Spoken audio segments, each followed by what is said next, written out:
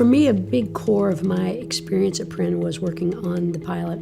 So I was a bit of a rebel. I think my first newspaper, when I was editor, had the cover that said, "If equality, then action," just meaning Principia needed to be more active in recruiting diverse students. When workers went on strike at Prin, I went on to interview them on the picket line. That wasn't popular with the administration. But, there were some good professors, and the president really supported the ability of the pilot to do that.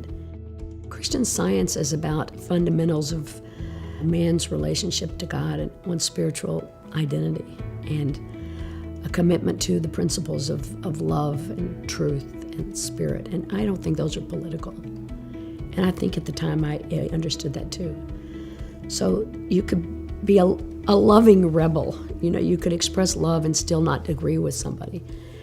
And so I came from Prin, which is a small college, but I arrived in the larger world, and I had the intellectual tools that I needed, and then I could build upon those. That was nice for me, and took me on from Hopkins then to the Monitor, and from the Monitor then to Brown and onwards. When I went for my job interview at the Christian Science Monitor, the editor-in-chief said, first thing he said to me was, "I hear you were a thorn in the side of Principia." So I explained to him some of the ideas I was trying to think about and work with colleagues on the paper and all, and I explained my civil rights concerns, the concerns about women, having rights to single date, to wear slacks in the library, my concerns about at least knowing the issues, labor issues on campus. And after the interview, he looked at me and said, "You're hired." So Principia gave me that opportunity to think, and also to challenge thoughts and to explore my own identity. I remember sitting on the bluffs of the Mississippi thinking larger thoughts. First time I ever thought, gee, maybe I could be a novelist was at Prin. Hey, Joe. Hey. Well, Joanne and I have had this competition about whose university is more beautiful, and she placed a close second. The human part is Joanne's very intelligent, committed person. She's been a great mother.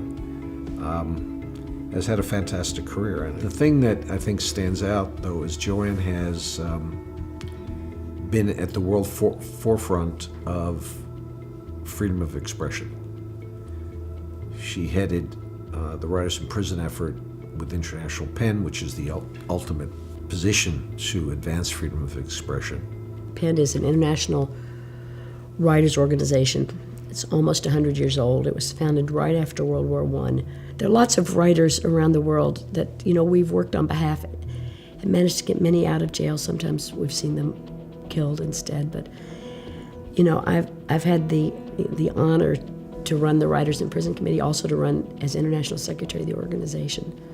I think because I grew up in the South in a period of my early childhood of segregation and all, and it troubled me a lot. I think it was just a natural progression to look at people, and particularly writers around the world who get imprisoned and even killed because of their ideas, to, try to be one of those that could be a voice and advocate when people couldn't.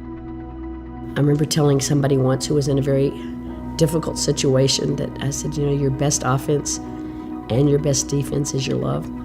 Your love will protect you and it will guide you. And those are ideas that are important to me.